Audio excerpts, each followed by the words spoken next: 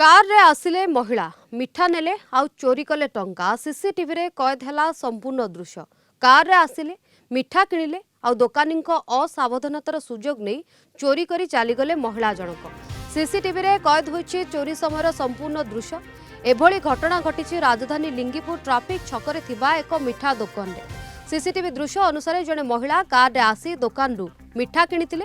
दोकानी मिठा पैक करिबारे व्यस्त थिबा समय महिला जनक दोकान रे थिबा कैश बॉक्स रु टंका नैथिबा अभियोग होइछि।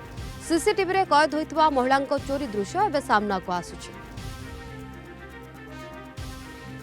अधिक सूचना पाई श्रीधर आचार्य भुवनेश्वर रिपोर्टर आम सहित फोन लाइन जोगे जोड़ी होती। श्रीधर, मिठा किणवाकू कार रे आसिले आ दोकानींकर असावधानतार सुजोग नहीं टंका लुटिथिबा अभियोग होइछि। दोकानी ठारू कोन प्रतिक्रिया सामना को आसुछि बाबद कोन सत्यासत्य घटनार?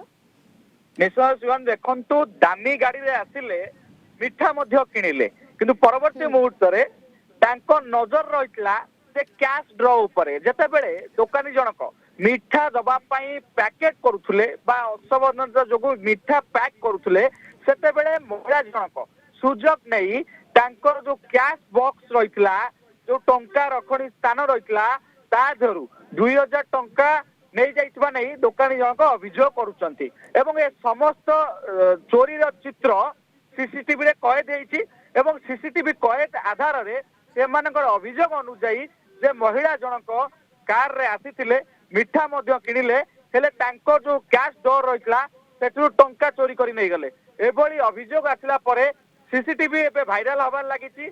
ए सीसीटीवी को देखिले जा जणा पड़ुछि महिला जनक चंचकता करी बा अति चालाकीर सहित सेठारु पैसा नहीं खसी जाइछंती। तबे एभली घटना परे दोकानी जनक सीधासलख भावे महिला को दायी करने सहित एने अभियोग करिसंती एवं महिला को किभली भावे सीसीटीवी फुटेज जरिया धरा जिवो एने दाबी करूसंती। किंतु सबुठ बड़ कथा होउची सबुठ चांचल्यकर तो कथा होउची जे महिला जनक किभली भावे दामी गाड़ी रे आसिले एवं चंचकटा करी टंका लुटी नहीं गले ताहाकू नहीं एबे साधारण प्रश्न उठिबा आरंभ होइछि। जेतबे महिला जनक एक हाईफाई गाड़ी रे आसुचंती निजको हाई प्रोफाइल बोली परिचय दउचंती एवं परवर्ती मुहूर्त रे कैश डोर जतबे टंका नहीं जाउचंती तेबे दोकानी रो अनेक दिग को नहीं एबे प्रश्न उठिबा आरंभ होइछि। दोकानी एने अभियोग करिसंती एवं सीसीटीवी फुटेज जतबे समस्त चोरी रो दृश्य सीसीटीवी रे कैद हेछि तेबे एबे महिला को धरिबा पई जो तदंत जारी रही